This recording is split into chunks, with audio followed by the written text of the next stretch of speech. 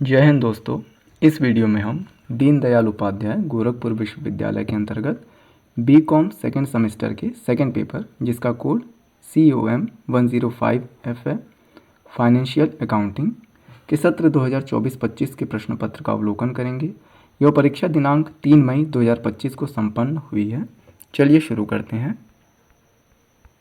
Question number 1, बहीखाता की दोहरा लेखा प्रणाली इनके द्वारा विकसित की गई थी। तो यह प्रणाली ल्यूका पेसियोली के द्वारा विकसित की गई थी। सी ऑप्शन इसका करेक्ट आंसर है। क्वेश्चन नंबर 2, लेखांकन का प्रमुख कार्य है। तो लेखांकन का इन सभी में से जो प्रमुख कार्य है वह है व्यावसायिक लेन देन को वर्गीकृत और रिकॉर्ड करना। सी ऑप्शन इसका राइट आंसर होगा। क्वेश्चन नंबर 3, लेखांकन मानक बोर्ड ASB का गठन किसके द्वारा किया गया।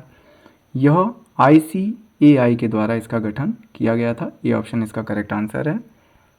क्वेश्चन नंबर 4, लेखांकन मानक 10 से मंजूरी मिलती है। इसका राइट आंसर ऑप्शन ए है, अचल संपत्तियों का लेखा जोखा। क्वेश्चन नंबर 5, खुदरा रोकड़ का शेष है। तो संपत्ति यहाँ पर एसेट जिसको कहते हैं, करेक्ट आंसर है। क्वेश्चन नंबर 6, वर्ष के दौरान वसूल किया गया अशोध्य ऋण होगा। इसका राइट आंसर ऑप्शन डी है, आयगत प्राप्ति के अंतर्गत। क्वेश्चन नंबर 7, अचल संपत्तियों और चालू संपत्तियों को इस अवधारणा के अनुसार वर्गीकृत किया गया है। इसका राइट आंसर ऑप्शन डी होगा, समय अवधि की अवधारणा। क्वेश्चन नंबर 8, व्यापार खाता से जाना जाता है। तो सकल लाभ इसका करेक्ट आंसर है। क्वेश्चन नंबर 9, सकल लाभ बराबर होता है। बी ऑप्शन इसका करेक्ट आंसर है, विक्रय विकृत माल की लागत। क्वेश्चन नंबर 10, एक टेलीफोन बिल भुगतान को अभिलेखित करने के लिए लेखांकन प्रविष्टि की जाती है। तो राइट आंसर यहाँ पर डी होगा, नगद खाते को जमा और टेलीफोन व्यय खाते को नामे। क्वेश्चन नंबर 11, स्वामी के दोस्त मोहन से ऋण के पुनर्भुगतान के लिए लेखांकन प्रविष्टि है। तो यहाँ पर आप देखेंगे इन सभी विकल्पों में डी विकल्प जो आपका है वह सही है, नगद खाते को जमा और मोहन के ऋण खाते का नामे। क्वेश्चन नंबर 12, तलपट की शुद्धता की जांच के लिए बनाया जाता है। इसका राइट आंसर ऑप्शन ए है, खाता बही का शेष। क्वेश्चन नंबर 13, तलपट शेष के लिए निम्न में से कौन सा सही है। तो लेखों के शेषों की सूची बनाकर लिखता है, यह सही है।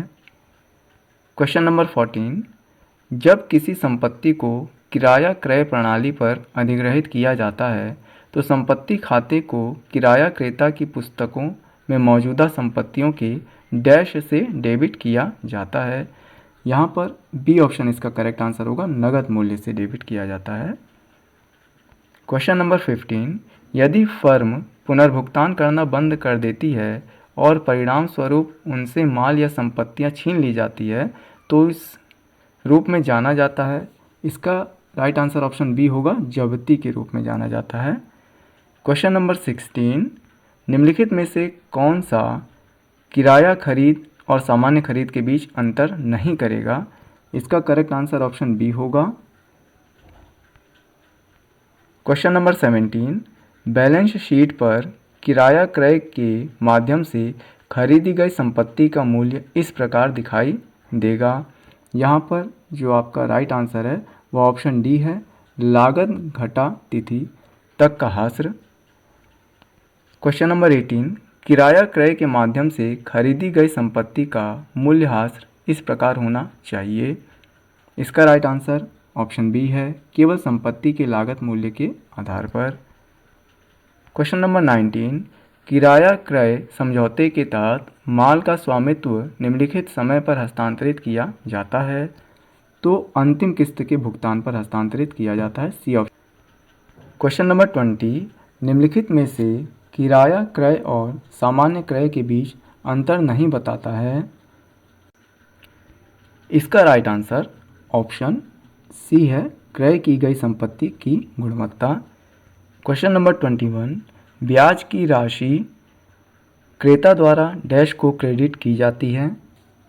सी ऑप्शन यहाँ पर करेक्ट है, ब्याज खाते में क्रेडिट की जाती है।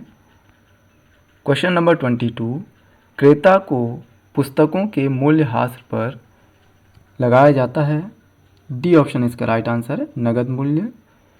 क्वेश्चन नंबर 23, किराया क्रय प्रणाली के अंतर्गत किराएदार को हस्तांतरित किया जाता है। तो इसमें संपत्ति पर कब्जा हस्तांतरित किया जाता है। बी ऑप्शन इसका करेक्ट आंसर होगा। क्वेश्चन नंबर 24, किराया क्रय अधिनियम किस वर्ष पारित किया गया? यह 1972 में पारित किया गया था। सी ऑप्शन इसका राइट आंसर है। क्वेश्चन नंबर 25, किस्त भुगतान प्रणाली किसके द्वारा संचालित होती है? यह माल विक्रय अधिनियम द्वारा संचालित होती है। बी ऑप्शन इसका करेक्ट आंसर है। क्वेश्चन नंबर 26, नगद मूल्य धन ब्याज है। बी ऑप्शन इसका राइट आंसर है, किराया क्रय मूल्य।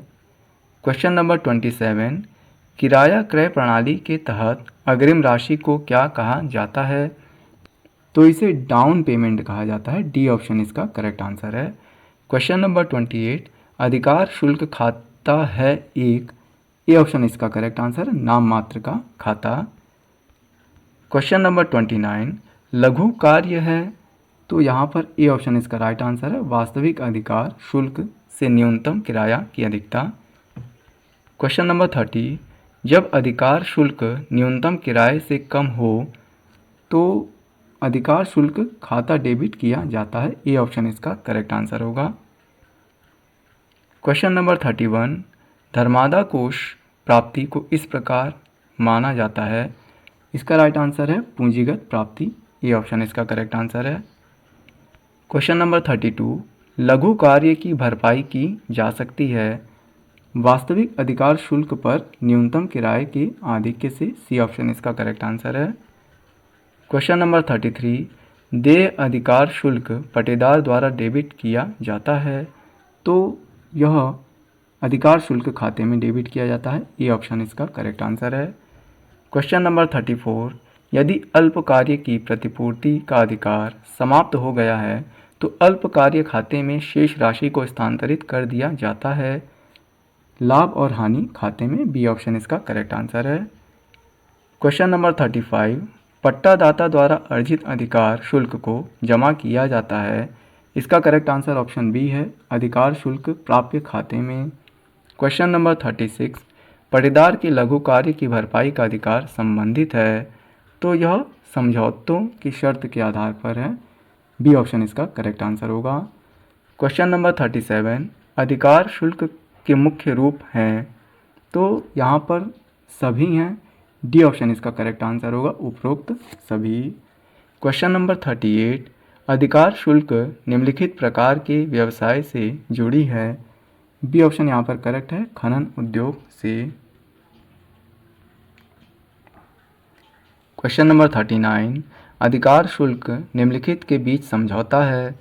यह भूस्वामी और किराएदार के बीच समझौता है। क्वेश्चन नंबर 40, मृत किराए को यह भी कहा जाता है, इसे न्यूनतम किराया भी कहा जाता है। क्वेश्चन नंबर 41, न्यूनतम किराया तय करने का उद्देश्य है। तो इसका जो उद्देश्य है वह कम उत्पादन अथवा कम बिक्री के मामले में भूस्वामी को न्यूनतम राशि मिलना। सी ऑप्शन इसका करेक्ट आंसर है। क्वेश्चन नंबर 42, किस्त भुगतान प्रणाली के मामले में क्रेता की पुस्तकों में विक्रेता द्वारा प्राप्त कुल ब्याज को जमा किया जाता है। इसका करेक्ट आंसर ऑप्शन ए है, ब्याज उन्चत खाते में। क्वेश्चन नंबर 43, लेखांकन सिद्धांत सामान्यतः निम्नलिखित पर आधारित होते हैं। तो यह निष्पक्षता पर आधारित होते हैं। सी ऑप्शन इसका करेक्ट आंसर है।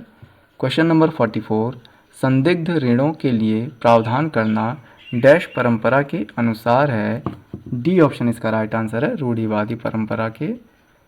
क्वेश्चन नंबर 45, किस परंपरा के अनुसार स्कंद का मूल्यांकन लागत अथवा बाजार मूल्य में से जो भी कम हो उस पर किया जाता है? तो यह रूढ़िवादी सही है। क्वेश्चन नंबर 46, आर्थिक चिट्ठे में दर्शाए गए आकस्मिक दायित्व किस लेखांकन परंपरा के कारण उत्पन्न होती हैं? इसका राइट आंसर ऑप्शन बी है, रूढ़िवादी। क्वेश्चन नंबर 47, एक छोटे कैलकुलेटर को संपत्ति के रूप में नहीं बल्कि व्यय के रूप में लेखाबद्ध करना परंपरागत है। इसका राइट आंसर ऑप्शन बी होगा, भौतिकता। क्वेश्चन नंबर 48, ख्याति है एक, तो बी ऑप्शन इसका राइट आंसर है, अमूर्त संपत्ति। क्वेश्चन नंबर 49, संपत्तियों को निम्नलिखित उद्देश्यों से रखा जाता है, तो आय अर्जित करने के लिए संपत्ति को रखा जाता है। ए ऑप्शन इसका करेक्ट आंसर है। क्वेश्चन नंबर 50, आर्थिक चिट्ठा है एक बिंदु विवरण। इसी प्रकार के अन्य शैक्षणिक वीडियो देखने के लिए हमारे YouTube channel learn to earn with Praveen को सब्सक्राइब करें। जय हिंद, जय भारत।